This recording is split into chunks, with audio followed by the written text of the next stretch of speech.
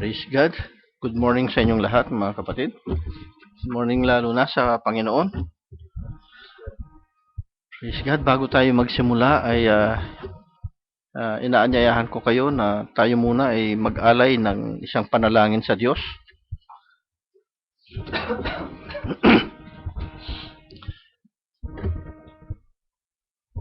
Let's pray.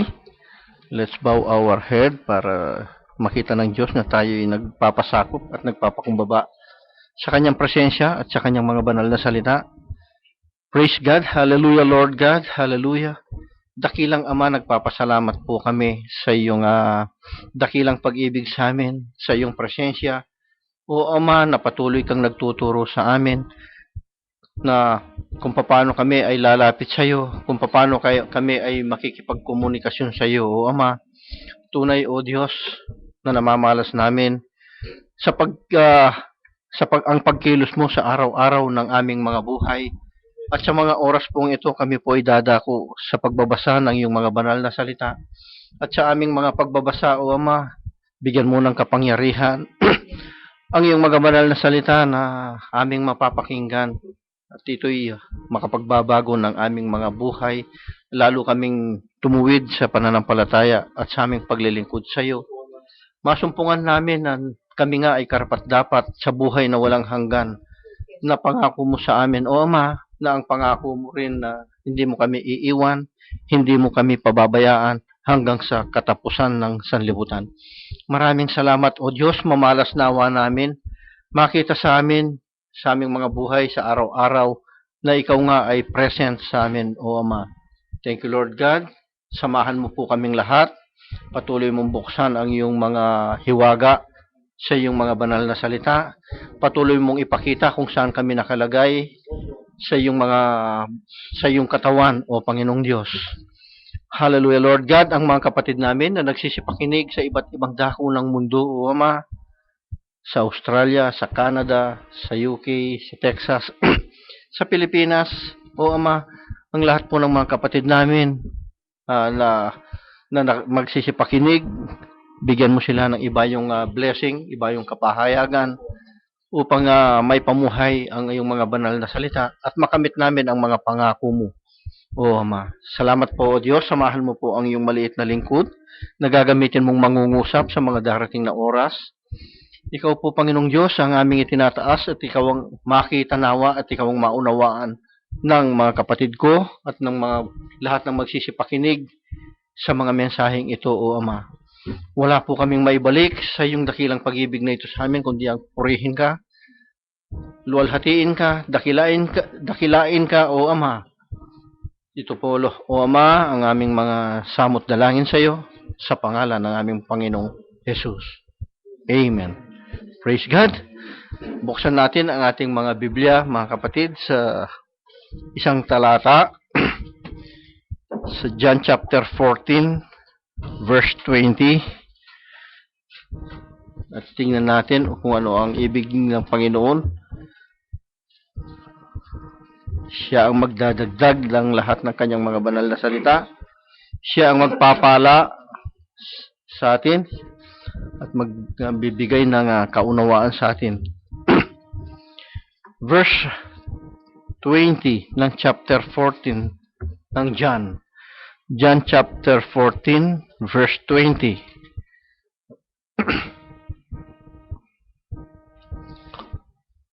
Kung nakita nyo na, samahan ninyo ko sa pagbabasa. Sa John chapter 14, verse 20, ang sabi ng Panginoong Jesus, "At that day, ye shall know that I am in my Father, and ye," kayo, "in me, and I in you." Sabi niya, makikilala ninyong ako'y nasa aking Ama. Kailan? Sa araw na yaon. So, praise God, pagpalain ng Diyos ang kanyang mga banal na salita. Pwede na tayong magsiupo, mga kapatid. So, isang talata na kung nalamnamin natin at magaganap ito sa atin, isang matibay at isang kagalakan na maranasan natin malaman natin yung sinasabi ng Panginoong Hesus na at that day. At ang salitang ito, it's almost 2,000 years ago. Magto 2,000 years na ito. So, kailan yung sinasabi ni Jesus Christ na at that day? So, meron siyang sinasabing araw na malalaman ninyo. So, hindi maililihim ito ngayon. Kung sinasabi niya na malalaman ninyo, ye shall know, sabi niya, I am. So, yung sinasabihan niya na makakaalam nito, no? Hindi lahat ng mga tao ngayon, yung makakaalam lang. Yung sinasabi niya, at that day, ye shall know that I am in my Father. Nung sinasabi niya ito, idinugtong niya yung, I am in my, at that day, ye shall know that I am in my Father. And ye, sabi niya, in me. And I, in you. So ngayon, anong pinakamagandang gagawin ng isang mananampalataya? O isang nagsasabi na, Kristiyano ko, o born again ako, huwag na nating isama yung hindi naman tumatanggap sa Panginoon, hindi naman born again, huwag nang isama. Yung mga born again. Paano malalaman ng isang born again ngayon na yung at that day? So there should be an evidence or proof that you are at that day and you know it. Di ba? So marami tayong mga testimony. Tandaan natin, these testimonies, it edify our faith. No, nakakapagpatibay ng ating pananampalataya, but it is not always the evidence of being saved. No? So what will be the evidence that the Lord is with you? Ang sabi ni Jesus Christ, meron siyang sinabi na ang sabi niya, verily, verily, I say unto you, he that believeth in me, kung naniniwala ka sa at that day niya, believeth in me, the works that I do, sabi niya, the works that I do, sabi niya, shall he do also, and greater works than this shall he do, because I go unto my Father. So yung ginagawa niya, gagawin mo. That means, if you do this, these are the evidence, these are the proof that He is in you. You in Him, and I in you, sabi niya. So yun ang sinabi niya. Kung gano'n yung nangyayari, the Lord Jesus Christ, He is the Word. He is the Word. And anything, it is not made without the Word. He is the Word. No, mga kapatid? If He is the Word, He is a part of God. He is a part of God. Siya yung Word of God eh. Di ba? Before He became Word, He is a thought of God. Siya ay kaisipan ng Diyos. The Lord Jesus Christ, wala pa yung flesh. Wala pang lahat. Nandoon na yung kaisipan ng Diyos. Nandoon na sa isip niya. Yun ang thought. Pag binikas niya ito, it become Word. Nagiging Word ito. So kung Word, the Lord Jesus Christ, He is the Word, that means He is a part of God. He is a partner of God in creation. Amen. Lahat ng na-create, by the word of the Lord, the heavens were created. So it's by the word. So He's the Word. And now, as part of God, being Word, at tayo naman, as part of this world, as part of this world, dinatnan ka ng salita ng Diyos, yung dinatnan ng salita ng Diyos ay tinawag ng mga Diyos, John chapter 10, no? Verse 34 at saka 35. Sabi ni Jesus Christ, Jesus answered them, Kasi binabato siya dito, no? Kasi sinasabi niya na siya ay anak ng Diyos.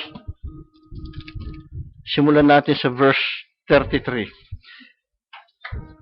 Sinagot siya ng mga Hudyo, hindi dahil sa mabuting gawa. Sabi niya kasi gagawin eh. Kaya tayo rin ay gagawa.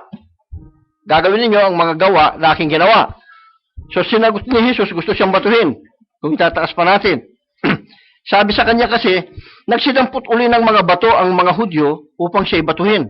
Sinagot sila ni Jesus, maraming mabubuting gawa na mula sa Ama ang ipinakita ko sa inyo. Alin sa mga gawang iyaon ang ibinabato ninyo sa akin? So meron silang talakay na ganito, no? Gusto siyang batuhin. Sumagot siya sa mga Hudyo, hindi dahil sa mabuting gawa ay binabato ka namin, kundi sa pamumusong. Sabi, blasphemy. At sapagkat ikaw ay bagamat ay ikaw ay tao, sabi niya, ay nagpapakunwari kang Diyos. So merong silang nakikitang gano'n na gawa kasi ng Diyos. No? At sinasabi niya na siya ay anak ng Diyos. So tingnan ninyo mga kapatid ang mga Hudyo ng mga panahon na yon. Pag gumagawa ka ng mabuti, no? Maka-Diyos, gumagawa ang Panginoong Hesus na ganito, inaakusahan siya. Bagamat ikaw ay tao, ay nagpapakunwari kang Diyos. Sabi. So anong sabi ni Jesus Christ nung sumagot siya? Sabi niya, sinagot sila ni Jesus, hindi baga nasusulat sa inyong kautusan? So saan nakasulat ngayon? Nakasulat na ito sa Psalm chapter 82 verse 6. No? Nakasulat na ito na ang sabi ni Jesus Christ, hindi baga nasusulat sa inyong kautusan? Aking sinabi, kayo yung mga Diyos? See? Tingnan ninyo. Kung tinawag niyang mga Diyos, yaong mga dinatnan ng salita ng Diyos, at hindi mangyayaring sirain ng kasulatan. Sino yon? Yung dinatnan ng salita ng Diyos, ay tinawag na mga Diyos. They are small God. Not the God the Creator, not the God the Father. No? So mga kapatid, sabi ni Jesus Christ, at that day, malalaman ninyo yan, at that day ye shall know that I am in my Father, and ye in me, and I in you. Ibig sabihin, you are partners of God. Jesus Christ is a partner of God. He is the Word. In the beginning was the Word. Pag binasa mo ngayon ang Biblia, in the beginning was the Word, and the Word was with God. Paano naging beginning? Tingnan ninyo. Isipan ng Diyos ngayon, yung Word, nandun yung thought, yung kaisipan ng Diyos. Yung kaisipan ng Diyos, kaisipan pa ito. Pagka binigkas niya, doon pa lang nagiging Word. So, nung gagamitin na yung Word, tingnan ninyo yung pagkakatugma ng Genesis chapter 1 verse 1, at saka yung John 1:1. Pareho ang banggit niya, in the beginning. In the beginning, Genesis 1:1. In the beginning, God created the heaven and the earth. That was the beginning. Kailan ang beginning na ito? In the beginning was the Word. And the Word was with God. And the Word was God. See? Anong purpose ng Diyos? To reveal His plan. Kaya nga, He took a form of man to reveal His plan.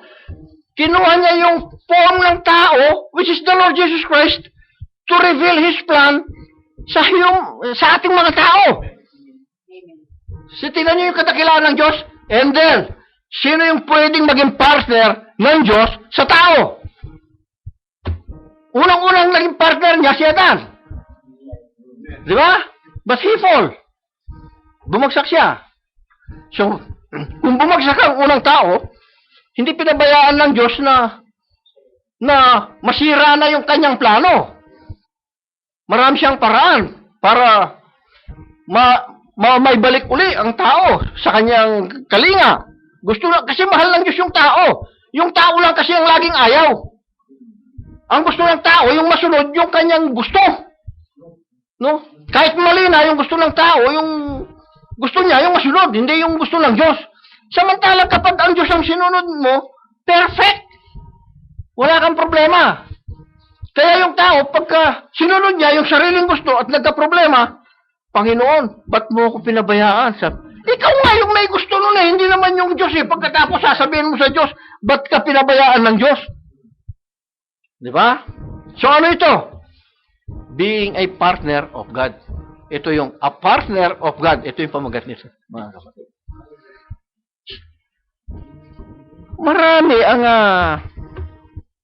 Marami ang pagka binanggit yung partner. Natural. Pagka namimili ka ng partner, gusto mo yung magaling. Gusto mo yung the best, no? Yung kung sa business, magaling siya sa business, wala kayong kalugi, magaling eh. No? Mamimili ka ba naman yung pipitsugin na walang kaalam-alam tapos ikaw ang sasama sa kanya, makikipag-partner sa business. Tapos, ang nakikita mo sa kanya puro malulugi. Hindi ka sasama dyan. Ba't ka makikisosyo dyan? Kung gusto mong makisosyo, magtapong ka na lang ng pera. Hindi business yung gusto mo. Pag ganon, no? Sa sundalo, meron silang tinatawag na body-body.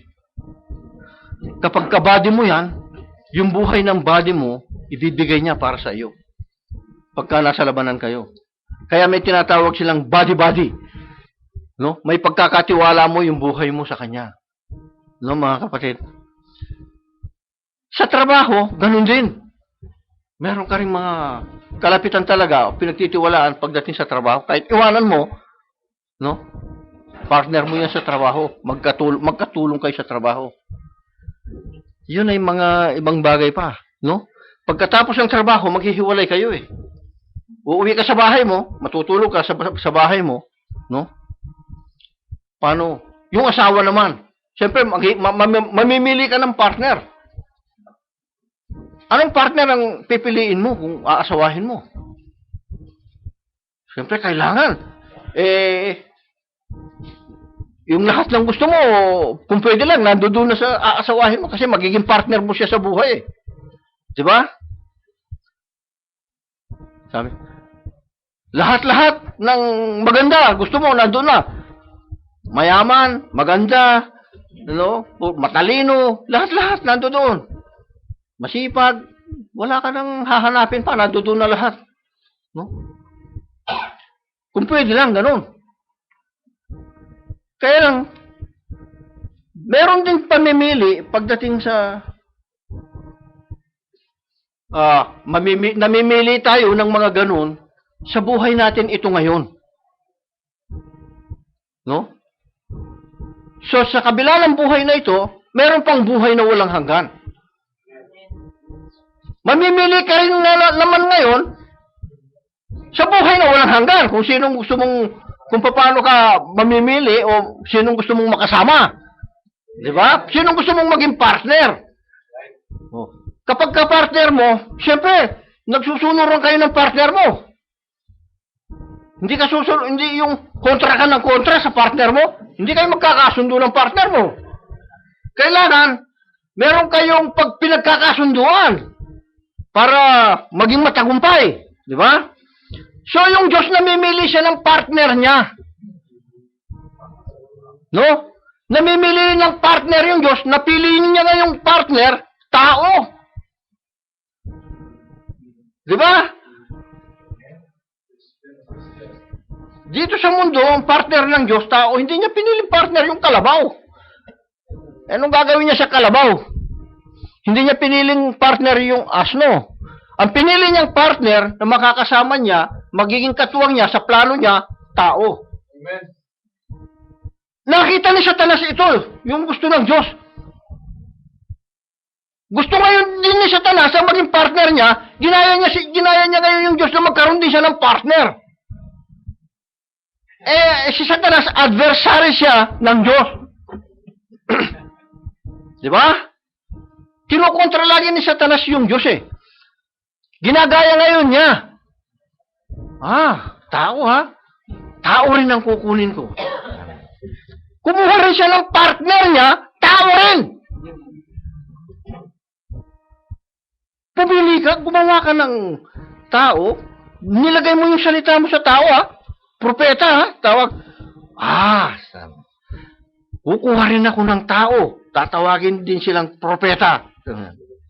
Kaya lang, ang gagawin nito, kukontrahin din ng propeta ni Satanas yung propeta ng Diyos. Tingnan ninyo mga kapatid kung paano ang nangyayari. Laging ganon. Pero sa partner ng Diyos, kaya sabi ni Jesus Christ, si Jesus Christ, nagtagumpay siya. Nagtagumpay si Jesus Christ, sabi ngayon niya, to Him that overcometh. Yung makaka-overcome, sabi niya, shall I grant to sit with me in my throne. O ba, yung magtatagumpay, sabi niya, kasama kong uupo sa aking trono. Mga kapatid, yung umuupo sa trono, mga kings yan. No? Hindi po pwedeng umupo sa trono yung tagawalis. Hindi siya karapat-dapat doon. Kahit yung ministro ng hari, hindi po pwedeng umupo sa trono ng hari. Ang hari lang ang umuupo sa trono. Pero ngayon, ang pribilehyo na ibinibigay ng Panginoong Hesus sa partner niya, to Him that overcometh. Kung sino magtatagumpay, sabi niya, may pagtatagumpayan diyan. To him that overcometh shall I grant to sit with me in my throne, as I overcame and sat in my Father's throne. Yun ngayon ang pagbibigyan. No? Saan nagmula ang lahat ng ito? Ang lahat ng ito, sa Diyos. Sino yung Diyos? No? Yung Diyos na ito na nag-isip, ang sabi ng Biblia, yun ang ulo ni Jesus. Yung Diyos na nag-isip ng lahat ng ito na lahat ng nakikita, lahat ng hindi nakikita, gumawa ng langit, bituin, mga buwan, lahat gumawa, nakikita natin ito sa lupa. Yung Diyos na ito, na ulo ng Panginoong Hesus, siya ang gumawa nito. Kasama ng salita niya ng Panginoong Hesus. No? So ngayon naman, sino yung ulo naman natin na partner ni Jesus, siya naman ang ulo natin. Ano ba yung laman ng ulo?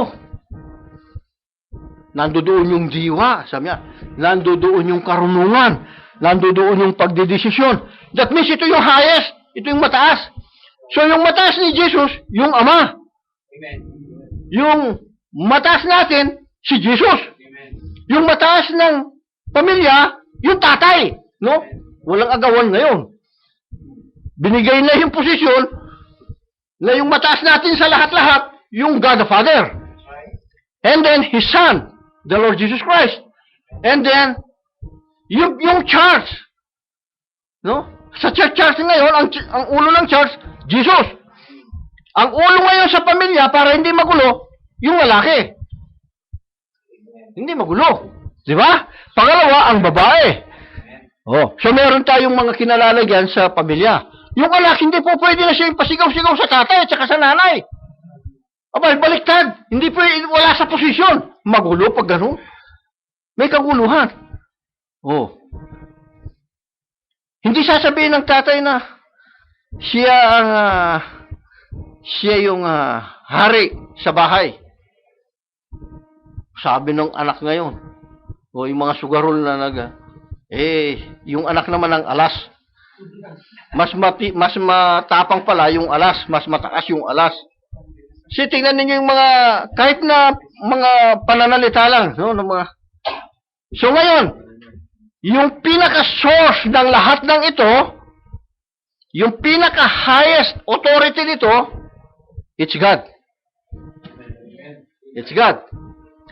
So yung nasa ulo nito, kaya nung mangusap na ang Panginoong Hesus na yung ulo natin, I am the Alpha, I am the Omega, I am the beginning, I am the ending.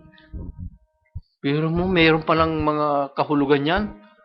Hindi lang yung babasahin mo na, Sabi ni Jesus Christ, I am the Alpha, I am the Omega. Paano siya naging Alpha? Paano siya naging Omega?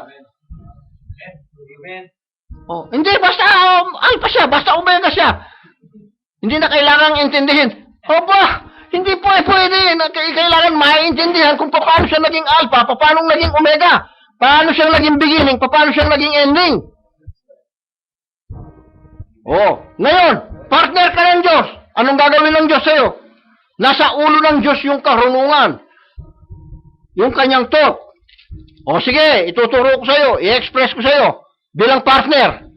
Magka-partner kayo. Hindi ko ililihi, ang lahat ng lihim ko, ihahayag ko sa'yo. Wala akong gagawin kung hindi ihahayag ang aking mga lihim sa aking mga lingkod na mga propeta. Tandaan natin, propeta ng Diyos ha, hindi propeta ng kabila. Amen. Mangungusap ngayon yung propeta ng Diyos. Sabi ngayon ng propeta ng Diyos, magsipagbalik loob kayo sa Diyos, sa iisang Diyos na ito. Sabi ngayon ng propeta, kasi sinabi niya kasi na iisa lang yung Diyos eh. Sa Isaiah chapter 44, no? Sinasabi niya na iisa lang yung Diyos. Anong sasabihin ngayon ng propeta ng kabila? Hindi isa yan, tatlo yan, sabi niya. Hindi isa yan, dalawa yan, sabi ng iba. Kasi anong gagawin niya? Kukontrahin lang niya yung tama, babalik rin niya ang tama, di ba? Pero yung nasa ulo, partner ng Diyos. Kapag partner ka ng Diyos, nandoon ka sa kanyang isip, nandoon ka sa kanyang ulo. Nasa mataas kang kalagayan. Kaya pagdating sa eternity, nasa trono ka rin. So God is the head. Nasa ulo ng Diyos ang kanyang kaisipan, no? Which is the word. Ganon din naman tayo, nasa ulo natin ang ating kaisipan. Wala pang creation, nandoon na tayo sa isipan ng Diyos, mga kapatid. Kaya nababanggit ng Biblia na before the foundation of the world, yung lamb na slain na. Eh, wala pa namang lamb eh. Wala pa naman si Jesus Christ. Na-slain na si Jesus Christ. Nakasulat na. Hindi pa naman siya na-slain. Hindi pa nagmamanifest yun, pero nakahula na. Magaganap yun. No?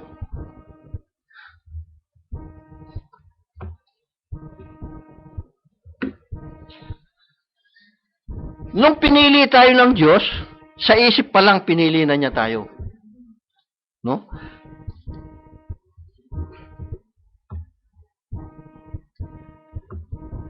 Kapag ang tao nag-isip, no, at nagplano,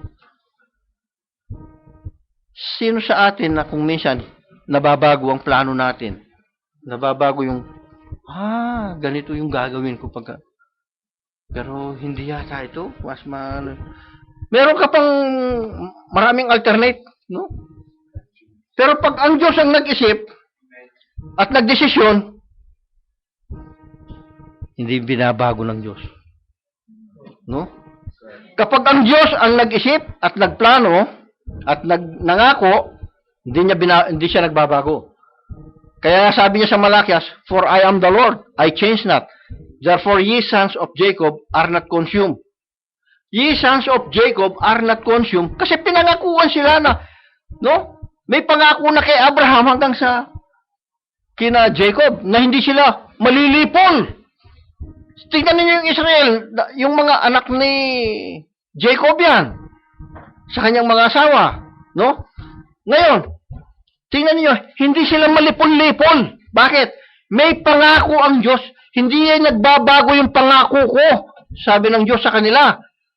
May pangako yung Diyos sa kanila na hindi sila malilipol. Ang daming paraan na upang lipulin sila, subalit may protection lagi ang Diyos sa kanila. Yung Yom Kippur War na ating minsan ay pinag-aaralan natin. No? Yung 1 week war yun, 7 days lang. No? Pinalibutan ng landmine ang buong Israel ng Arab countries. Pinalibutan ng landmine para walang makalabas na tangke sa Israel. Pag nagpuputo ka nito, natamaan ng mga tangke nila ang mga landmine, magsasabugan ang mga tangke, walang makalalabas. Alam na nila pagka nagpuputukan, no? Lumalabas sila ng kanilang bansa para lumusob. Eh, anong ginawa ng Diyos? Yung Diyos nagpadala siya ng hangin na malakas, hinihipan ng hangin yung buhangin. Naglitawan yung mga ulo ng mga landmine. No? Naalis nila ngayon yung mga landmine. Nakalabas yung mga tangke nila, kaya nakuha yung mga lupain nila eh. Egypt, Jordan, Syria, yung Palestine na yan, Lebanon na yan, kuha lahat ang mga lupa nila. So ngayon, 1 week lang yan. Within 1 week, na-capture nila. Tandaan natin, Israel ay small nation against all. Against all. Yung nakasama ko na kapitan sa Egypt Air Force, dito, sa Qatar Air Force, naikwento niya sa akin yan. Alam ko na kagad yung Yom Kippur War. Kasi nabasa ko yung istorya noon. Sabi niya, nagtataka lang kami noon, sabi niya, kasi sinisisi namin yung mga Russians, sabi niya. Yung mga eroplano nila, mahinang klase, walang kwenta. Pero 15 yung sa amin, sa Arab, isa lang sa kanila, hindi tamaan. Pero pag yung tumira daw, yung eroplano ng Israel, bakit tinatamaan? Tinatamaan sila. Kaya nagsisuko sila. Ngayon, nakuha yung mga lupa ng Egypt, lupa ng Syria, lupa ng Jordan. So anong ginawa? Gustong maibalik. In exchange of peace, sa Geneva Convention, at sa United Nations, pinagpirmahan, hindi nila ibabalik ng Israel ang lupa ng Egypt in exchange na hindi nila pwedeng gerahin kahit kailan. Ang makakalaban nila, United Nations.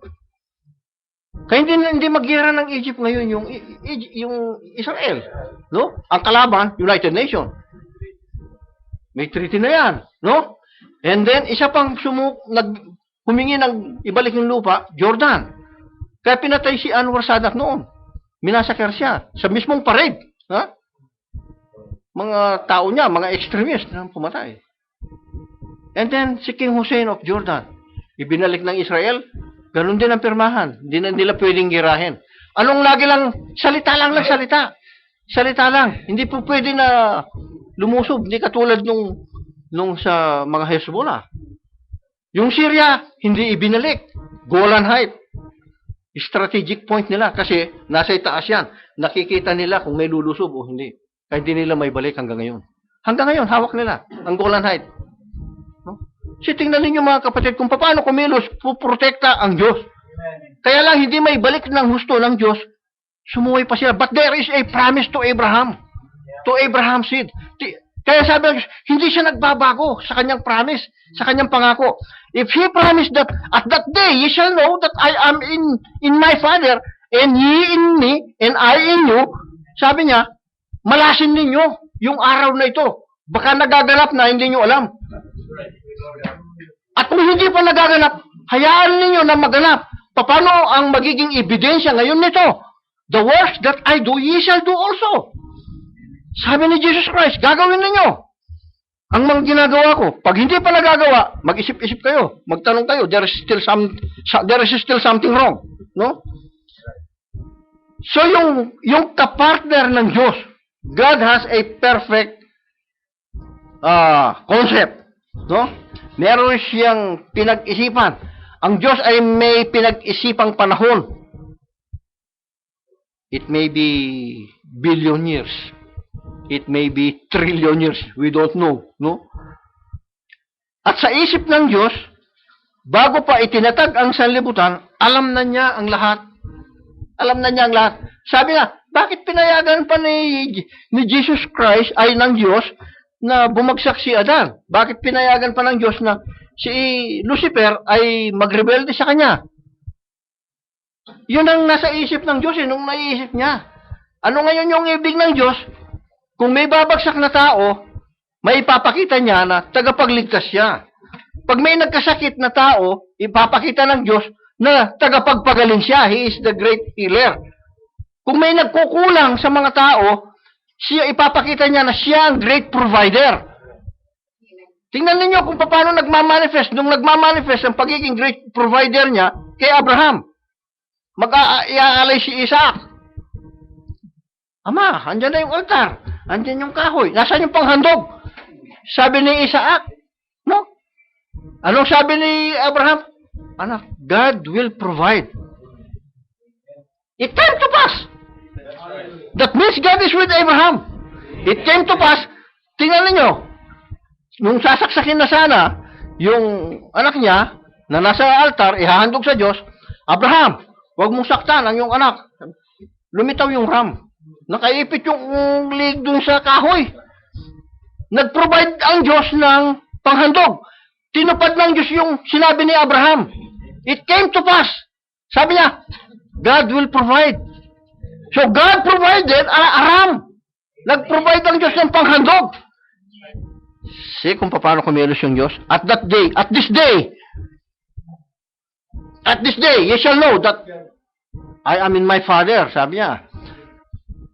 Pag sinabi na, makikita natin kung paano siyang nasa sa atin, pag tinutupad niya yung sinabi niya sa atin. At nagaganap sa atin yung sinabi niya. Bakit? Father, hindi mo pwedeng hindi pagbigyan yung anak ko sa sinabi niya. Mabuti yung hiningi niya. Kung hiningi mo, para maluwalhati yung Diyos, yung healing, yung kagalingan, hiniling mo sa Kanya, Ama, ikaw ang great physician. Yung mga pinagaling ko noon, yung binigyan ko uli ng buhay, sinasabi mo sa akin yun, para mabuhay uli. Para mabuhay uli si Lazaro, ipinakita mo sa akin, sinabi mo sa akin. Ngayon, hiniling ngayon yan. Pinangako ko sa kanila yung sinabi mo, na pag humiling sila, i-grant mo. Mabuti yung hinihingi mo. Gumaling. Kailangan niyang kagalingan. Pagalingin mo ganyan niya. Gagaling. Kaya nga gumagaling. Di ba? Ipinapakita ngayon yung power. Yung ginawa ni Jesus Christ. No? Doon natin makikita ngayon na He is the same yesterday, today, and forever. Hindi siya nagbabago, mga kapatid. No? Marami tayong mga patutuo na kung paano kikilos ang Diyos. Kung minsan hindi mo yung sagot pala nandyan lang. Katulad nung nangyari sa akin kahapon sa trabaho ko. No?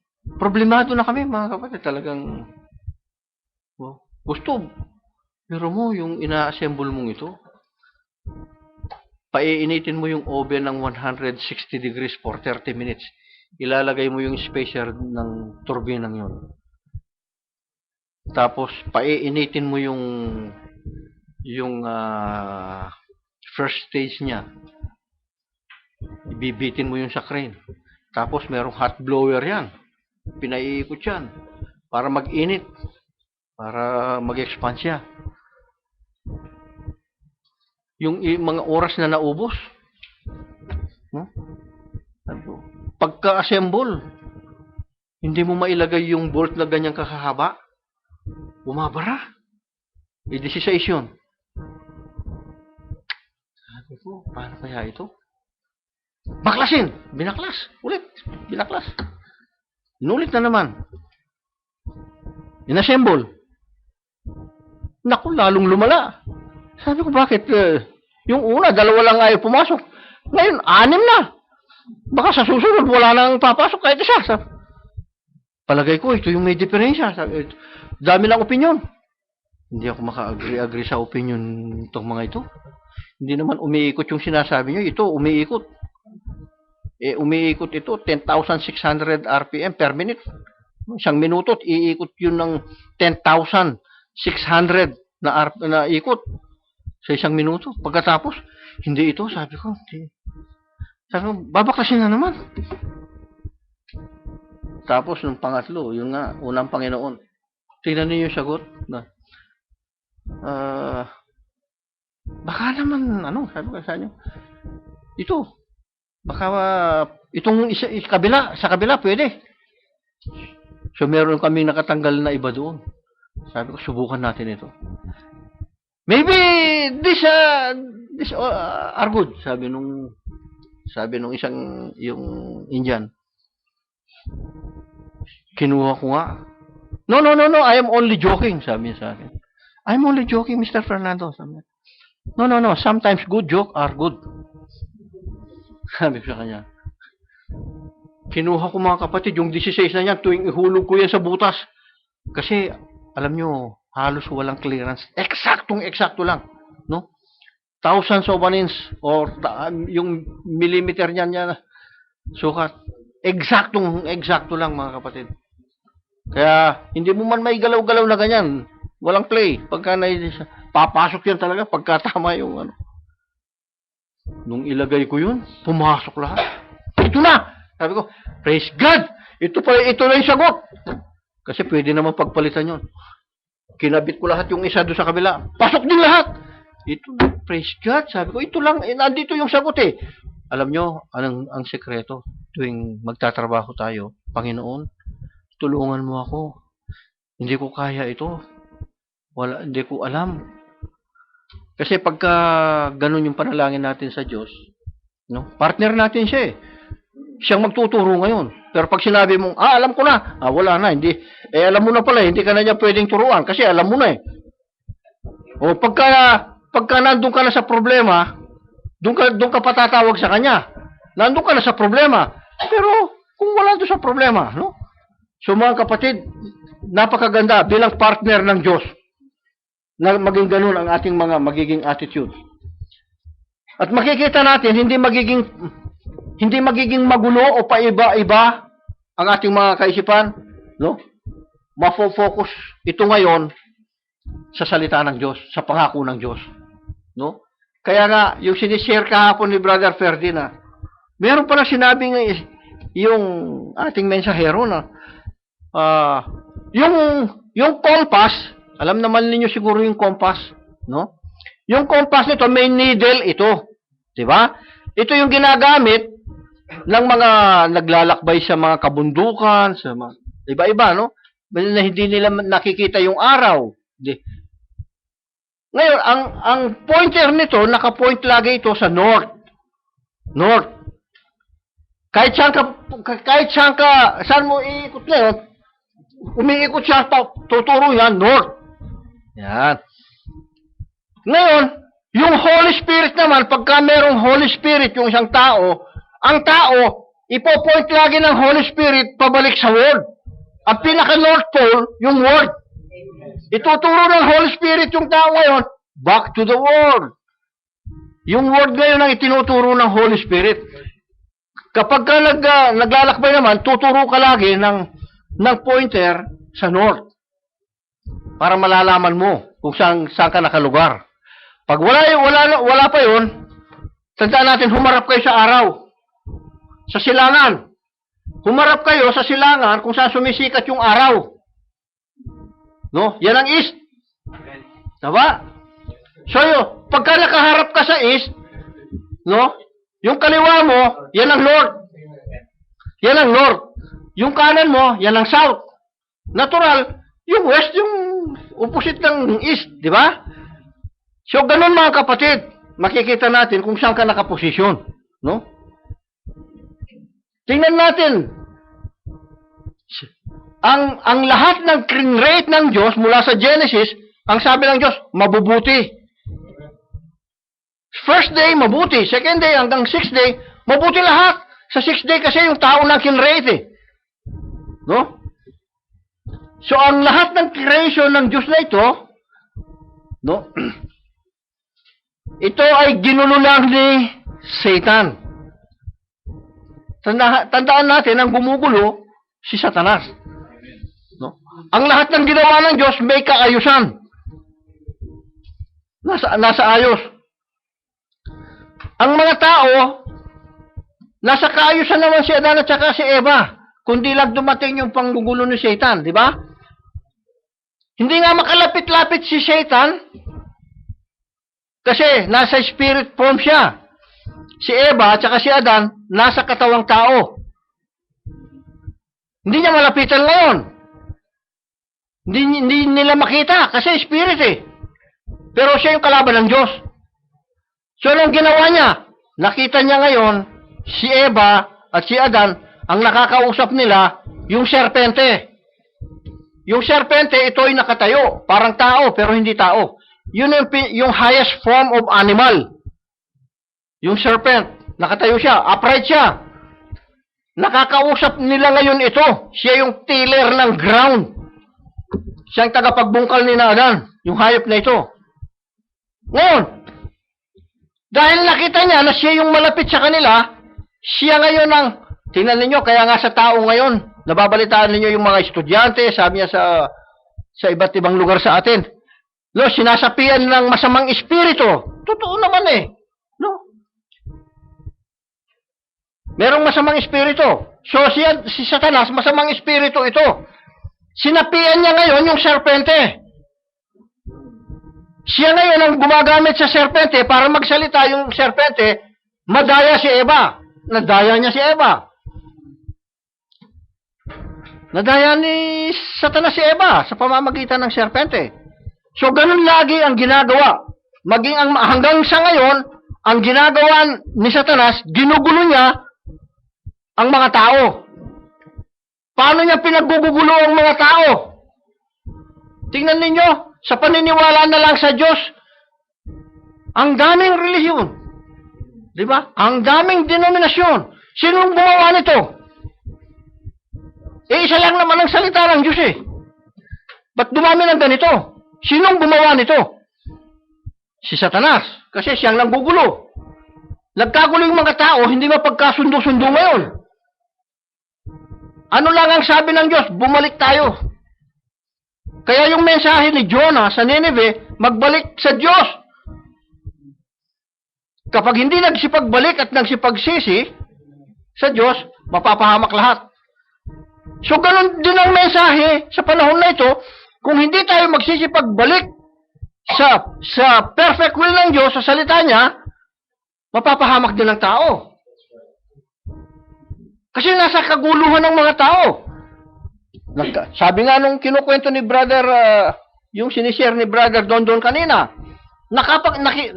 dahil sa fourth watch siya, ang ipinagtatanggol niya, yung doktrina ng fourth watch. No? Sino ba ang dapat nating ipagtanggol? Yung doktrina o yung katotohanan ng salita ng Diyos? Kung partner ka ng Diyos, natural yung ipagtatanggol mo, yung turo ng Diyos. Kung ang partner mo, yung sa denomination mo, o kung fourth watch siya, natural, yung turo ng fourth watch ang ituturo niya, ipagtatanggol niya, kasi yun ang partner niya eh. Alam nga naman, kukontrahin niya yung partner niya, except na lang, ay oo nga, praise God, buti na lang nakita ko, hindi na ako makikipartner sa kanila, mali sila. Mabuti kung gano'n yung right spirit. Ibig sabihin, right yung spirit ng tao. Hindi na ako makikipartner sa kanila kasi yung turo nila pahiwalay sa Diyos. No? Kaya tingnan niyo kung paano sinusumbatan si Jesus Christ ng mga Hudyo. Bagamat ikaw ay tao, nagpapakunwari kang Diyos. Alam niyo ba kung paano, kung idadramatize mo yung ganito? Sinasabi ba nila, bagamat ikaw ay tao, nagkukunwari kang Diyos? Ganun ba ang mga pananalita kaya ng mga Pariseo? Tandaan natin, galit sila. Babatuhin siya. Ibig sabihin, baka nanlilisik yung mga mata. Di ba? So, ganun mga kapatid. Kung paano hindi nagkasundo-sundo ang maraming tao, maraming relihiyon. Pero isa lang ang ibig ng Diyos sa atin kung paano natin maintindihan. Mula doon sa kaisipan ng Diyos, partner ka niya eh. Kung partner ka ng Diyos, hanggang doon sa isip ng Diyos, sa eternity, wala pang creation, maintindihan mo na ngayon, babalik ka na ngayon. Ay, kaya pala may nakikita na yung mga angel noon. Dati hindi makita yung Diyos eh. Meron palang katawan ang Diyos doon. Meron palang God's body, word, logos. Doon pala nakatira yung Diyos sa logos na yun. Word body. Theo means God. Pani means body. Sa Greek yun, no? Kaya theophany. Merong theophany. Merong pinananahanan ng Diyos ngayon na katawan ng Diyos doon, which is the Word. Ngayon, nakikita ng mga angel ngayon ito. Yung nagkasamang nagkikreate ng Diyos, yung theophany na yun. Nandun siya sa loob, yung Diyos. Yung Diyos kasi spirit, hindi pwedeng makita ito. Bagamat nasa spirit realm sila, tandaan natin, merong antas, hindi po pwedeng makipantay tayo sa antas ng Diyos. So, yung pinakamataas, Diyos. And then, the spirit, kahit yung mga angels, meron silang level. Hindi lahat pare-pareho. Merong governance kasi sa langit. Merong pamamahala. Kaya yung pinakamataas, natural yung pinakamataas ang susundin. Yung Diyos ang pinakamataas. And then meron siyang mga delegated angels.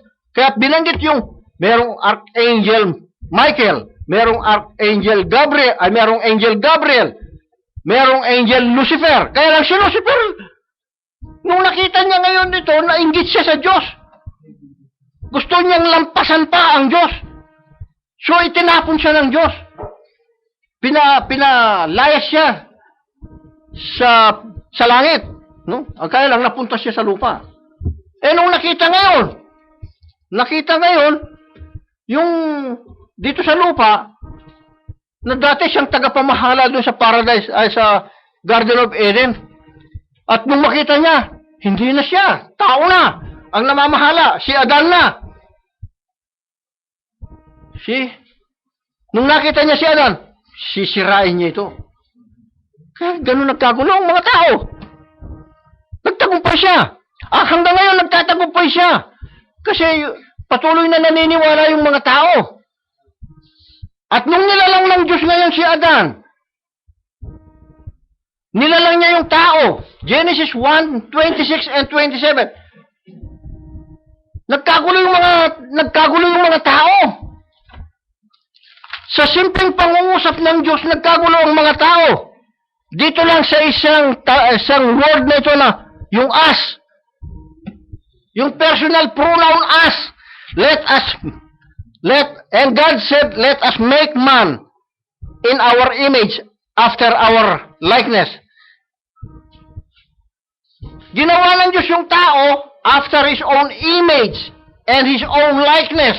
Yung tao, ginawa niya ng gano'n, ha? Sa as pala, nagkagulo na. Sabi, meron siyang kasama. Totoo naman na may kasama, pero ang sabi nila, si Jesus Christ na naman, yung kasama doon. Mali yung pagkakaunawa. Hindi si Jesus Christ, wala pa siya sa katawang laman. Ang kasama ng Diyos, yung Word. Yung Word na yun, may forma. Paano natin makikita yung form ng Word na yun noon sa langit? At yung form na yun na nasa langit, na nakikita ng mga angel, nagkatawang tao, yung salita. Makikita natin ngayon, maintindihan natin, yung form nito, katulad ng form ng Panginoong Jesus, the Lord Jesus Christ. Pero kasama ng nagkikreate, Word. Kaya nga, Word laging sinasabi, mga kapatid. So yung us na ito, it's the Word ang kasama. Hindi yung laman, kasi flesh and blood cannot inherit the kingdom of heaven.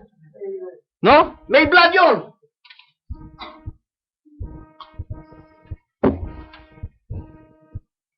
So, ganun nagkamali. Yung sa let us, nagkagulo. Nagkaroon ng maraming division. Nagkaroon ng paniniwala na lampas sa isa ang Diyos. Kasi let us, sabi ng Diyos. Pero, dapat i-consider nila yung sa verse 27. And God created man in His own image. In the image of God created He him. Male and female created He them. So yung tao, kinreate na male and female, He them. Sabi niya, yung them plural. Di ba? Pero isa lang yung nakikita. Pag tinitingnan ng Diyos yung wangis niya, nakakakita ba nagtatlo yung Diyos? Isa lang naman ang nakikita niyang wangis niya, yung one. Yung tao. Hindi nakakakita ng tatlo. That means there is something wrong. Understanding. No? Maraming nagkakamali sa kanya. Pero kung may humble heart ang isang tao, nagpakumbaba siya sa katotohanan ng salita ng Diyos, oo nga, no, tama pala. Meron siyang right spirit. But if the spirit is wrong, there is always a clash, there is always a conflict. No? Magkakaroon lagi nito na hindi pagkakaunawan. Magkakaroon ng pagtatalo. Because there is one right spirit and there's one wrong spirit. Magulo. But the Lord Jesus Christ said, separate yourself. Sabi ni Jesus Christ, maging kay Abraham. It is not easy. Hindi madaling gawin yan. But there is, no? Merong sinabi ang Diyos ng ganon. Paano kita i-bless? Kung si Abraham. Paano i-bless ng Diyos si Abraham kung hindi niya gagawin yon? Humiwalay ka sa buong sambahayan mo, sa mga pamilya mo, sa tatay mo, sa nanay mo, sa mga kapatid mo, lahat.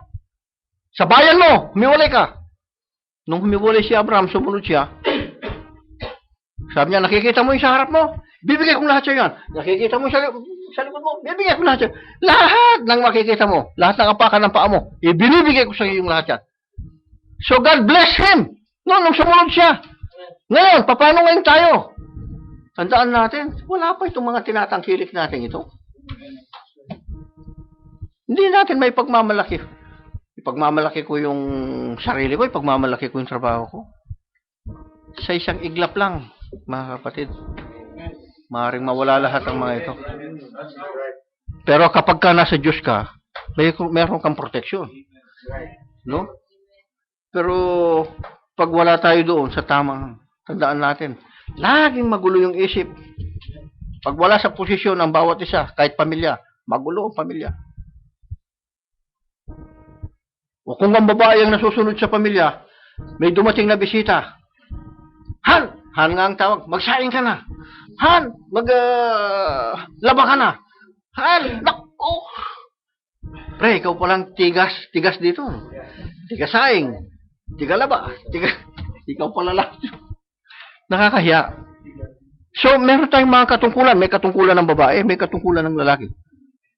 Kailangan nasa tama ang lahat ng ito. Magiging smooth, mga kapatid. Bakit? Ganun ang utos ng Diyos. Nakita niyang mabuti. Tingnan ninyo nung hindi na sumunod si Eva sa kanya. Nagkagulo na. No? Hindi ba sinabi ng Diyos kay Adan, sinabi ngayon ni Adan kay Eva na huwag kakainin yung bunga ng punong kahoy na malalaman mo yung mabuti at masama. Nahaluan na ng masama yung mabuti. Eh lahat naman kinrate ng Diyos mabuti. Di ba? Nahaluan ng masama. Alam mo ngayon yung mabuti at masama. Hybrid. And it will cause death. Magiging kamatayan na yan. Tingnan ninyo ka-perfect ang mga ginawa ng Diyos. No? Nung i-create ng Diyos yung kalawakan, pag tinignan mo yung kalawakan, ang daming bituin. Ano? May makikita kang malaki-laki, may mga maliliit, may buwan. No? Pero tingnan ninyo, hindi sila nagbubunggu-bungguan. No, hindi ba sila nagbubunggu-bungguan eh? Meron silang order na sinusunod. No? Ang order na ito galing sa Diyos. Oh. Walang agawan ng pwesto sa inyo, ha? Nakikinig yung mga bituin. Puposisyon lang sila doon sa kanila. Oh. Kayo, magbibigay kayo ng liwanag sa gabi. Ha? Buwan. Mga bituin. Sa gabi kayo magbibigay ng liwanag. Huwag sa araw, ha? Sinabi ko sa gabi. Pag sa araw, mali. Ang magbibigay lang ng liwanag sa maghapon, yung araw. Hindi inaagaw ng araw ngayon yung gabi. Hindi inaagaw ng mga bituin yung araw. Tama. Nasa ayos. Walang awayan, di ba? Tingnan niyo mga kapatid. Ganon ginawa ng Diyos. Nasa kapahingahan sila. O ngayon yung tao. O kailangan nasa kinrate yung ng Diyos yung tao. No? Mayroong pagkakasundo-sundo ang mga kinrate niya sa kalawakan, no mga kapatid? Napakagandang tingnan. Minsan nga, Yung mga isang nanliligaw nung unang panahon, sabi nila, unang panahon yun, ano? Hindi na natin panahon. Nung unang panahon, pagka nanliligaw yung mga lalaki daw sa babae, susungkitin ko ang mga bituin. Sabi na. At aking gagawing kwintas at iaalay ko sa iyo. Para lang sagutin, ano? Boy, biro mo susungkitin yung mga bituin. Para lang ialay at gagawing kwintas at iaalay sa kanyang nililigawan para sagutin ng nililigawan, no? Matatamis, no? Ibig sabihin mataas, ano yung pagmamahal. Napaka-perfect ng pagkakalalang ng Diyos. Ganun kasi yung gusto ng Diyos. Gusto ng Diyos nakaayos ang lahat. Pagbalik ng Panginoon. Walang division. Kaya lang, no, ang mga tao ang nagki-create ng division.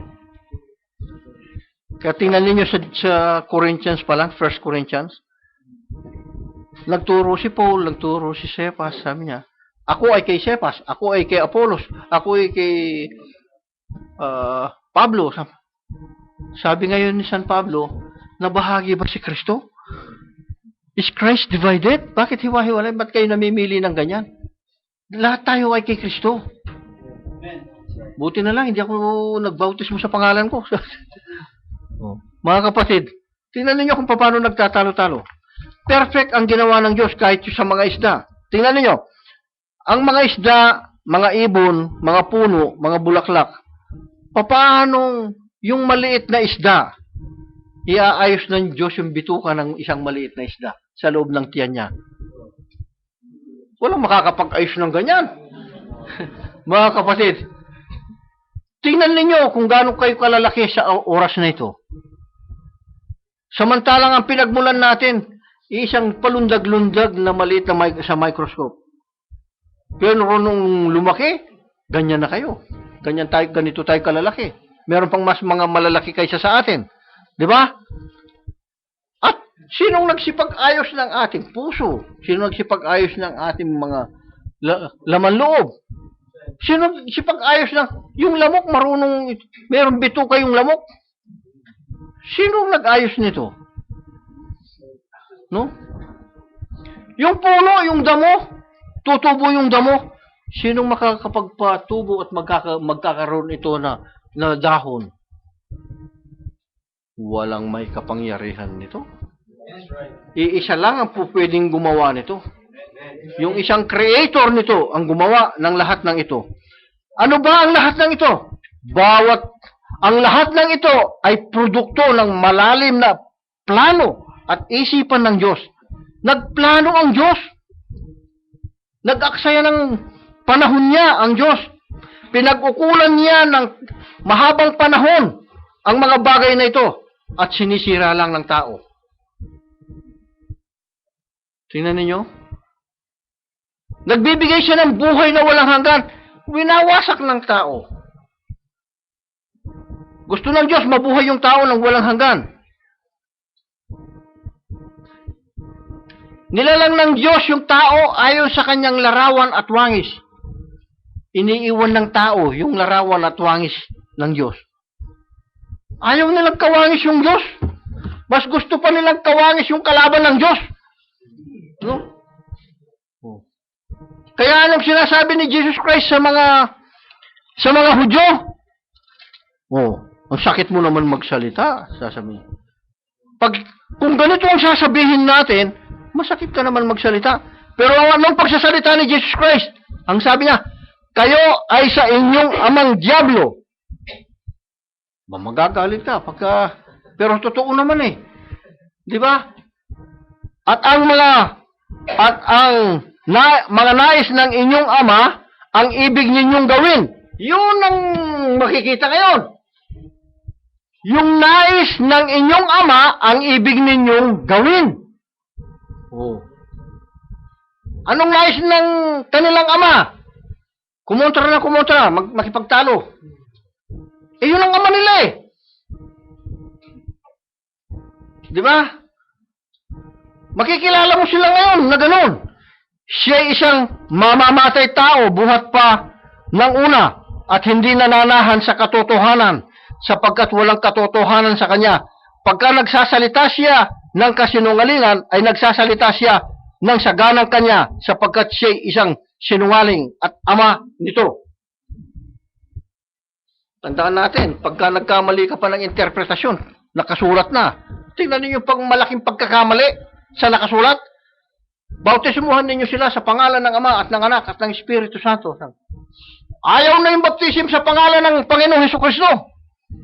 Yung pangalan na tinutukoy, yung pangalan ng Ama at Espiritu Santo, yun na nga yung sinasabi. Pangalan Hindi naman sinabing titulo. Tingnan nyo, hanggang ngayon, malaking pagkakamali ito.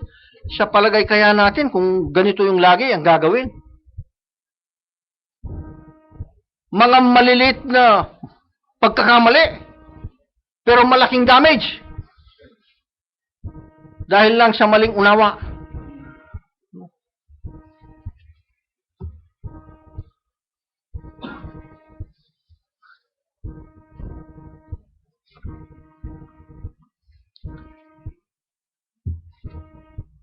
So once na mali ang unawa, interpretasyon, mali ang ituturo. Kahit nakasulat ito. Pag mali yung unawa. Pag mali yung unawa, mali yung interpretasyon, maling ituturo. Pero mukhang tama. No? Pag mali yung itinuro, mali ang paggawa. Mali yung application. Walang tatanggapin ng Diyos dito. Walang tatanggapin. Kasi sa simula, mali na eh. Di ba? Mali na. So, ano kailangan? Makita natin yung perfect thought of God. Para ma-appreciate ng Diyos ang ating paglilingkod, ma-appreciate ng tao ang creation ng Diyos. Dapat nasa tama. Maging sa creation ngayon, sa lahat ng creation ng Diyos, tingnan niyo, ang tao ang pinaka-masterpiece niya. Yung tao ang pinaka-masterpiece ng Diyos. At tinawag niyang partner ito. Partner niya, kasama niya. Si Adan. Paano niya partner? Papaanong naging partner ng Diyos si Adan, mga kapatid? Ang sabi niya, and God created man in His own image. In the image of God created He him. Male and female created He them. And God blessed them. Ito na. God blessed them. And God said unto them, be fruitful and multiply, and replenish the earth, and subdue it, and have dominion. Merong dominion. Yung pamamahala, ibinigay ng Diyos sa tao. Sa partner niya yung tao. No? Alam ka naman, bigyan kita ng kapamahalan, wala ka namang halaga sa akin. Kailang mahalaga yung tao, si Adan, partner niya. No? So, hindi pwedeng magbago ngayon yung isip ng Diyos. Dahil partner ng Diyos, yung tao, at bumagsak man si Adan, no? Tingnan ninyo yung ibinigay na dominion sa kanya. And have dominion over the fish of the sea. Akalain mo, pati yung mga isda sa dagat, meron siyang kapangyarihan, meron siyang pamamahala. No?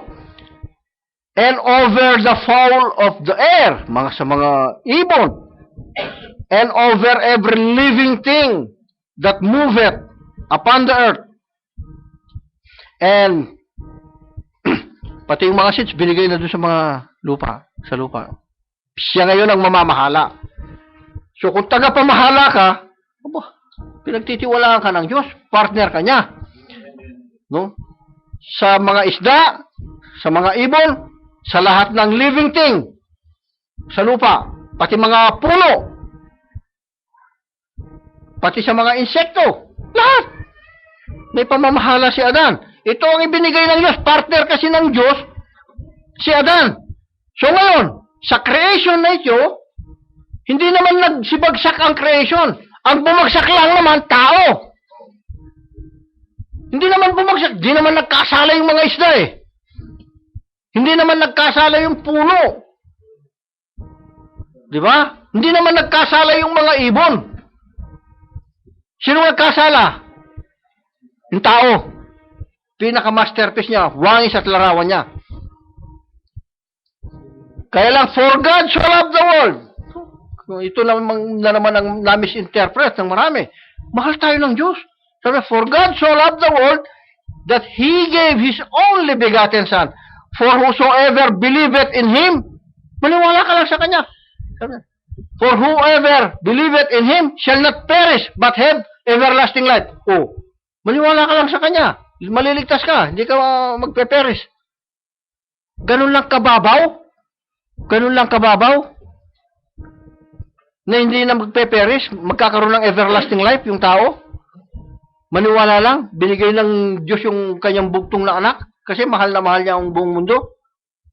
Hindi ganun kanipis yun, mga kapatid. No? Hindi ganun ang ibig.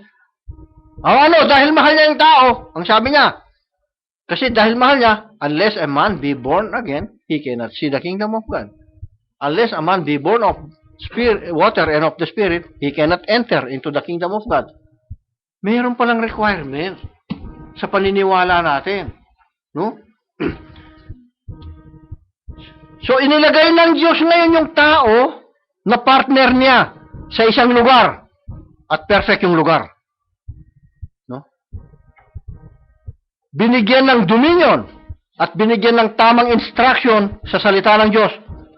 Nakikita ninyo yung punong kahoy na yan na tree of knowledge of good and evil. Thou shalt not eat of it. Sabi, for the day that thou eat it, ye shall surely die.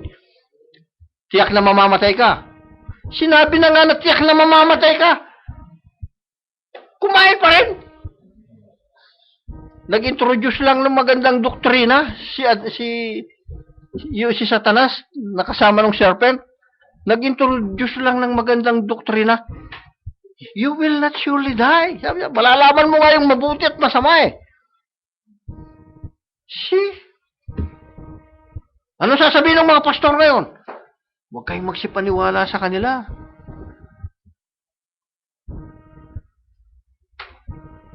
Pag wala kang Holy Trinity, hindi ka maliligtas. Narinig ko yan. Kasama ako doon. Si Pedro lang naman ang nag-utos nun eh. Hindi naman si Jesus eh. Utos nga ni Jesus eh. Bautismuhan sa Father, Son, Holy Ghost eh. Si Jesus yun. Sinong paniniwalaan mo? Si Jesus o si Peter? Hindi ganun yung Biblia, mga kapatid. Hindi ganun ang kalakaran ng Biblia. Pinag-aaway yung mga salita ng Diyos.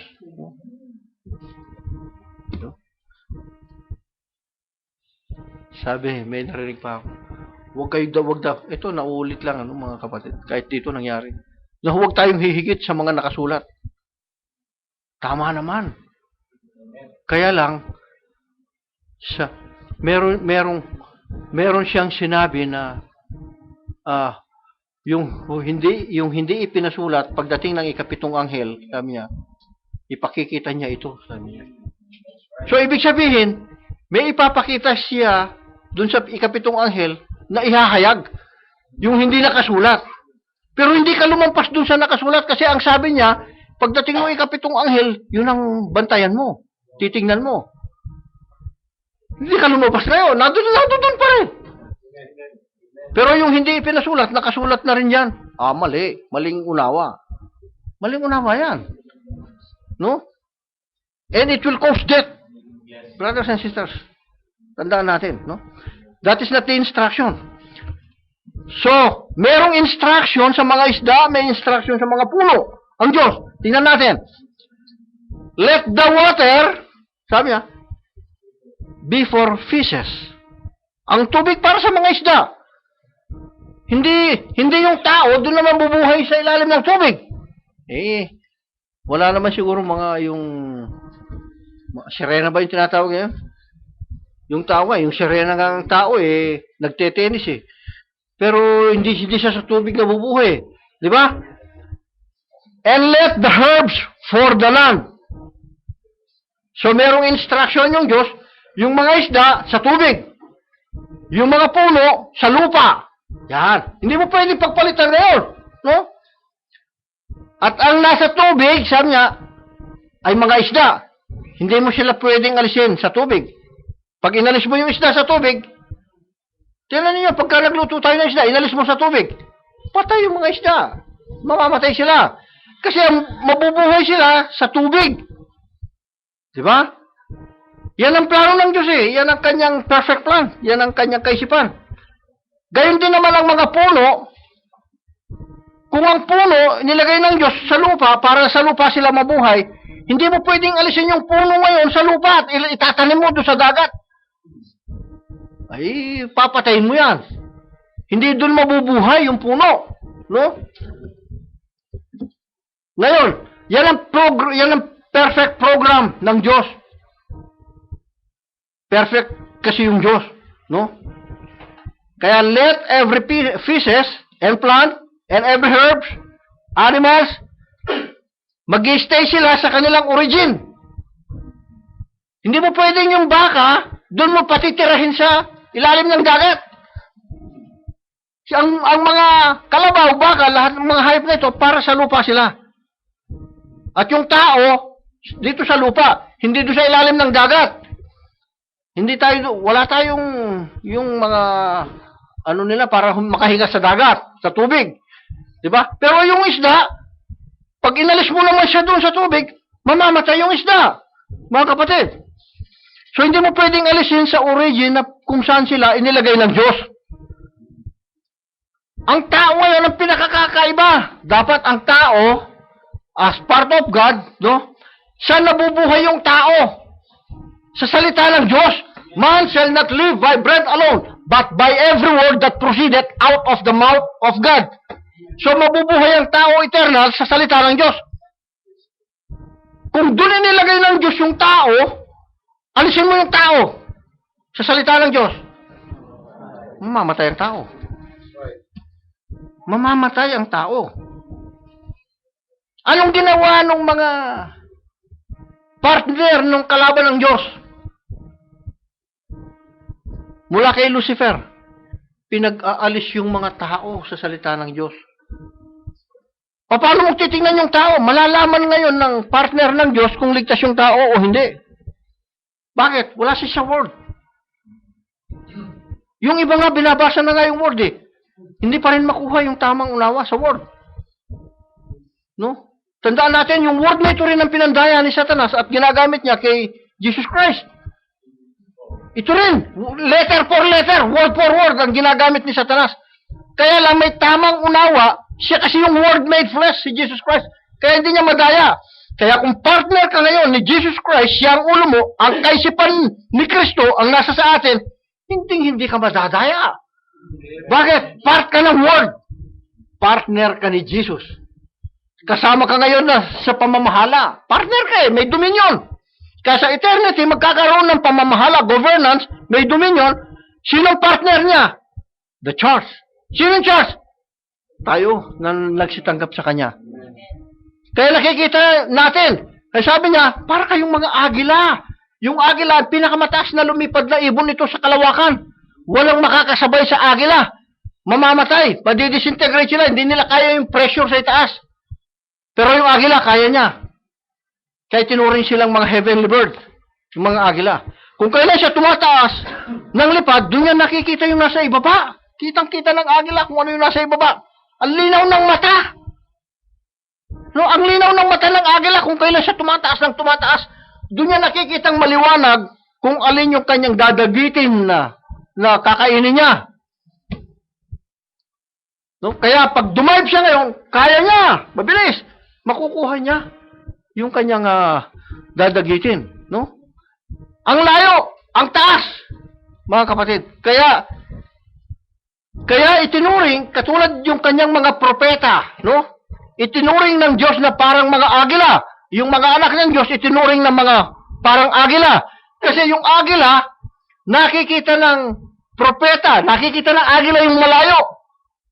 Nakikita ngayon ng propeta, yung pinakamalayo dun sa eternity. Nakikita niya yung mangyayari. Yung nakasulat na ito, naiintindihan niya. Bakit? Agila siya. Alam niya. Mga kapatid.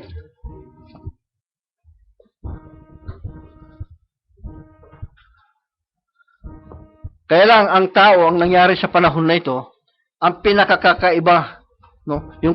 Itong image and likeness ng Diyos, na pinag-ukulan niya ng malalim na isip, no? Ito ngayon, ang kaisa-isang lumihis sa gusto ng Diyos. Ngayon, gusto ng Diyos na ibalik ang tao sa kanyang kalinga. Na kung ang nakikita ng tao ngayon, tatlo pa rin, gusto nung ibalik ng Diyos na isa na lang ang makikitang wangis ng Diyos. Isa lang din naman He is the image of the invisible God, si Jesus Christ. Ilan yung nakikita ng Diyos kay Jesus? Siya ang image ng invisible God, Colossians 1:15. Ilan yung nakikita ng Diyos? Image ng Diyos yan eh. Hindi niya nakikita ang tatlo si Jesus. Aba, buti pa yung duling, dalawa lang nakikita. Pero yung iba, sumubra pa sa pagkaduling. Tatlo na. Isa lang nga yun, buwangis eh. Isa lang nga naman si Jesus Christ eh. Paano makikita na tatlo? Kahit magdalawa pa nga, hindi pwede. Isa lang. Isa lang. No, mga kapatid. So ngayon, tuwang-tuwa yung Diyos nung nakikita niya yung wangis niya. Perfect! Bakit? Perfect yung Diyos na gumawa. Yung wangis niya ngayon, alam ka naman, hindi perfect yung wangis niya. Sinisira lang ng Diyos yung wangis na ito na perfect. No? Kaya lang sa pagkasira nito, nasira man yung tao, ibabalik ng Diyos. Yan ang programa ng Diyos. Hindi pwedeng baguhin. Ibabalik niya sa wangis niya ulit. Ibabalik niya sa may dominion ulit. So mga kapatid, pagka naibalik na ito sa tao, no? Yung wangis, tandaan natin, kay Jesus Christ at sa atin. Kasi siyang ulo, tayo yung body. Ibabalik tayong lahat sa Kanya. Mabait kasi yung Diyos, napakadakila. Tingnan ninyo, bagamat ginrate niya yung tao, hindi niya ginawa itong parang robot. Na, sususiyan ka lang niya. Kung pag sinusiyan, kung ano yung nakaprogram dun sa pagkakasusi, yun na lang, wala na. Pero yung tao, hindi. Binigyan niya ng karapatan na mamili. Siya isang free moral agency. No? Malayang mamili ayon sa kanyang gusto. Kaya lang, madalas, ang pinipili ng tao, yung gusto niya, hindi yung gusto ng Diyos. Bahala kang mamili. Mamimili ka ba sa Diyos o mamimili ka sa kalaban ng Diyos? Laging dalawa ito eh. Kaya lang, magkasalungat. Yung isa, pag gusto ng Diyos, dalhin tayo sa langit. Yung adversary naman niya, gusto niya, hindi, mas maganda doon sa impyerno, laging may apoy. Tingnan ninyo naman, no, mga kapatid. Yung tao naman, tingnan ninyo yung gamo-gamo, sabi nila sa Kapampangan, talubang, sabi nila. Yung talubang, alam nang mamamatay siya, no, pag pumunta siya doon sa apoy, pupunta doon sa apoy. Dumadive doon sa apoy, yung mga gamo-gamo, yung mga, no? Yung tao, alam nang mamamatay, dumadive pa rin doon sa apoy. Gusto pumunta pa rin ng impyerno. Ayaw sa Diyos, no? So dumating kay Adan na dapat siyang mamili. Tandaan natin, dumating kay Adan ang oras na dapat siyang mamili. Mamimili ngayon si Adan. Kaya sabi ng Biblia, hindi si Adan ang nagkasala. So nandoon kay Adan ngayon yung attribute ng Diyos. Correct? Ang Diyos ay tagapagligtas. No? Bumagsak yung asawa niya. Bumagsak yung asawa niya, si Eva, nadaya ni Satanas, nadaya ng Diablo. Walang paraan para mailigtas si Eva, no? Dahil ang attribute ng Diyos ay tagapagligtas yung Diyos. Nandoon kay Adan ngayon, attribute, wangis niya eh. Image and likeness niya. Kailangan iligtas ko siya. But I have to sacrifice. So, isinacrifice ni Adan ang sarili niya. Dahil nandoon yung attribute ng Diyos sa kanya. dinamayan niya si Eva. Iniligtas niya si Eva, mga kapatid. No? Ngayon, yung second Adam, ngayon, nandoon yung image and likeness ng Diyos as Savior. Bumagsak tayo. Anong gagawin niya? Isasacrifice din niya ang buhay niya para maligtas tayo. So He sacrificed His life, the Lord Jesus Christ, in the cross of Calvary. Bakit? Nandoon yung attribute na Savior. Nandoon kay Adan yung attribute na Savior, image and likeness siya ng Diyos. Kaya anong ginawa niya? He sacrificed His life to His wife. And the Lord Jesus Christ, He sacrificed His life for us, to the church. Bakit? Nandoon yung attribute na Savior. Diba? So, kailangan ngayon, mag-manifest naman sa atin ang attribute ng Diyos na ito. Kaya, the works that I do, you shall do also. Amen. Sa asawa ng Panginoong Hesus. Kaya lang, dapat nasa atin yung mind ng Panginoong Hesus Kristo. Amen. The wife performs the command of the word.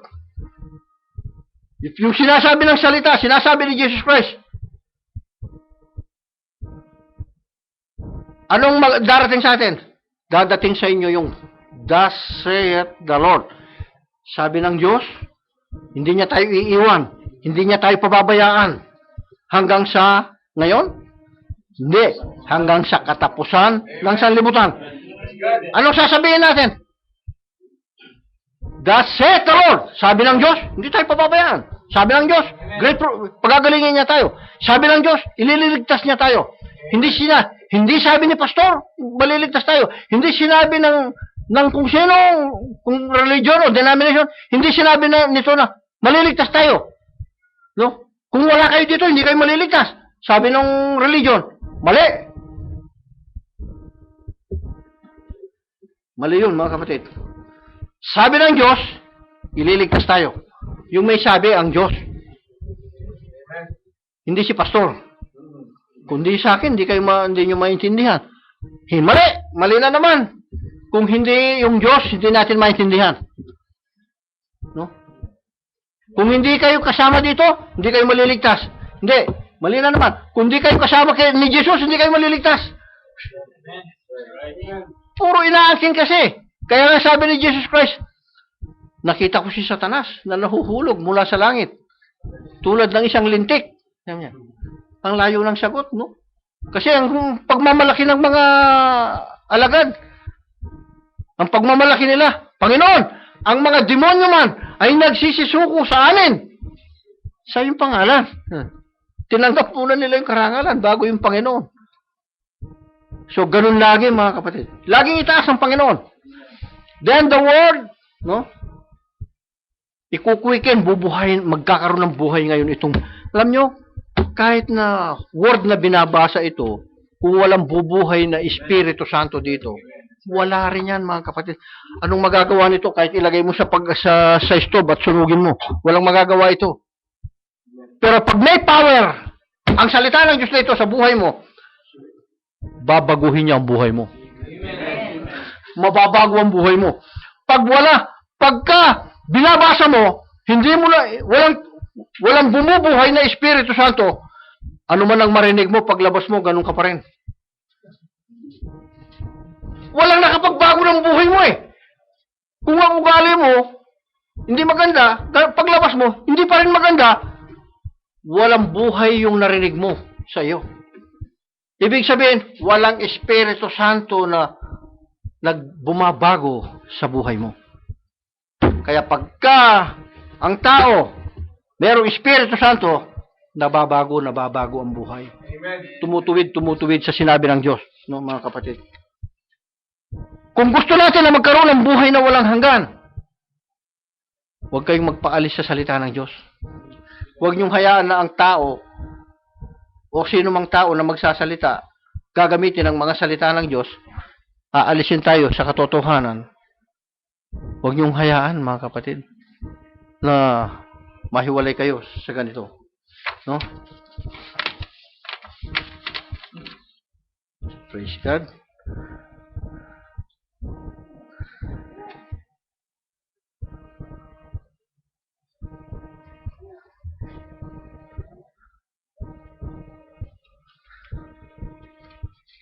Kapag ka meron kang dominion, ibig sabihin, sa iyo ipinagkatiwala lahat. Ipinagkakatiwala ng Diyos. No? Kung pinagkakatiwalaan tayo ng Diyos, tanggapin natin yung tiwala ng Diyos. Magpasalamat tayo sa Kanya. No? At kung ang isang manggagawa, nakikita ninyo na inilalayo kayo pagdating sa kapahayagan at katotohanan ng salita ng Diyos, iwanan nyo. Pag inilalayo kayo na kayo ay maliligtas, tandaan natin, tanggapin ninyo yung tamang unawa sa salita ng Diyos. Pag inilalayo kayo, mapapalayo kayo sa salita ng Diyos na tamang unawa, inilalayo kayo ng kahit sinong manggagawa, iwanan nyo. Hindi kayo maliligtas niyan. Kapag dinadala kayo ng isang manggagawa sa tamang unawa sa salita niya, kapitin ninyo. Doon kayo kumapit. Pag tingnan ninyo ang mga ebidensya, no? Marami kasi ang pinagtitiwalaan lagi ng maraming mga tao, mga mananampalataya. Mataas ang tingin lagi sa pastor. Mataas ang tingin sa mga manggagawa. Huwag, mga kapatid. Tingnan yung mataas ang Diyos. Yung manggagawa, kaya nga pastor ang tawag niyan, magpapastol siya, magpapakain siya, magsisilbi siya sa mga mananampalataya. Kung yan na ang pinagsisilbihan, baliktad. No? Hindi ganoon, mga kapatid. At huwag ninyong titingnan doon sa puro bait. Hindi yung bait ang nagliligtas. No? Dapat lang na maging mabait. No? Dapat lang na sumunod. Kahit na hindi ka naman mananampalataya, pwede kang bumait eh. No? Pwede ka namang hindi magmura. Pwede kang hindi magnakaw, kahit na hindi ka mananampalataya. Pero pagdating sa kaligtasan, pagdating sa salita ng Diyos, iba. Kailangan sundin nating masikap ito na galing sa puso natin para ma-please ang Diyos, mga kapatid. No? Walang mataas sa atin, walang mababa. Pare-pareho tayo pagdating sa salita ng Diyos. Kahit yung pastor, isa lang naman ang reward niyan. No? Eternal life. Pare-pareho lang. Ba't tayo magmamataas? Ba't ko ipapatingin yung sarili mo na mas mataas ka sa kanila? Hindi. Si Jesus Christ nga, tinatawag siyang guro at Panginoon. Naghugas siya ng mga paa ng mga alagad niya. Ipinakita niya ang pinakamababa ang uri ng gawain para walang may pagmalaki, walang masabi ang sino mang mananampalataya, sino mang pastor. Walang masasabi na, pastor ako. Ako yung maglilinis, ako yung mag-aayos, Hindi ganun, mga kapatid. Laging hinahanap, iniwanan ko kayo ng isang halimbawa. Na bagamat ako'y tinatawag yung guro. Sabi niya, nagpakababa siya. Yun lagi. At pagka ginagawa mo yan, sabi niya, itataas kita. See? Hindi kita gagawing buntot, kundi gagawin kitang ulo. So yun ang laging gusto ng Diyos para sa atin. At magiging malaya siyang magpahayag ngayon sa atin, mga kapatid. No? So ngayon, mga kapatid, meron pang kaunti pero wala na, halos pareho, no? Ang ibig ko lang iparating na muli sa inyo ngayon, mga kapatid, recognize your day, no? And this message. Amen. No? Tingnan ninyo, paano nyo mare-recognize yung day na kinalalagyan ninyo, nating lahat, at yung message, at that day, ye shall know that I am in my Father, and ye in me, and I in you. Sabi ni Jesus Christ. Kailangan maranasan natin ito. The works that I do, ye shall do also, and greater works Greater pa. Higit pang mga dakilang gawa ang gagawin ninyo sa mga ginawa ko. Sabi niya. Kailangan maranasan natin ito. Makita natin ito mga kapatid sa buhay natin. No? So praise God. God bless you, brothers and sisters. At yun lang, manatili tayo sa kaisipan ni Kristo. Huwag nating hahayaan na mag-slip ito. Ang kaisipan ng Panginoon ang laging sumaating lahat. At sa closing prayer, si Brother Arpin ang magko-closing prayer. Samahan ninyo muna ako sa pagpapasalamat sa Diyos. At kung meron kayong mga gustong itanong sa sharing, mamaya magsipag-share kayo, magsipagtanong kayo. No? Samahan ninyo muna ako sa pagpapasalamat sa Diyos. Praise God. Hallelujah, Lord God. Hallelujah. Dakilang Ama, maraming salamat po sa iyong mga banal na salita na aming napagsalusaluhan.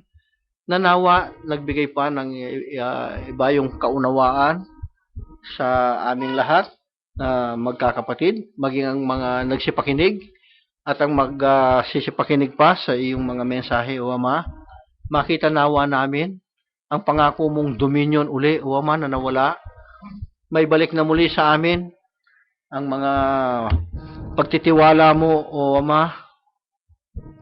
Una sa lahat, tulungan mo kaming laging magkaroon ng mapagpakumbabang puso sa mga batas mo, sa mga palatuntunan mo, O Ama, upang lagi kang maluwalhati sa aming mga buhay. Nanawa ang iyong maliit na lingkod na ginamit mo, ang mga ginamit mong mga kapatid ko sa araw na ito mula sa worship leader, maging sa exhorter, at sa mga ginamit mo sa mga awiting mga papuri at pagsamba, ay patuloy mo pambigyan ng mga iba yung kapahayagan. At gayon din po mga kapatid namin na nagsipakinig na ito. Huwag mong hahayaan, O Ama, huwag mong itulot na paglabas ay wala pong naintindihan, kundi tulungan mo na ang mga narinig namin ay may pamuhay namin. Nanawa, O Diyos, na paglabas namin, sino mang makakitang tao sa amin, maging tulad kami ng iyong mga banal na salita na binabasa ng maraming tao. Makita sa amin ang wangis mo, O Ama, na nawala sa tao. Thank you, Lord God. Sa iyo po lahat ng papuri, ang lahat ng karangalan, kaluwalhatian at kadakilaan, O Ama. Ito po ang aming mga samot dalangin sa iyo, sa pangalan ng aming Panginoong Jesus. Amen. God bless you, brothers and sisters.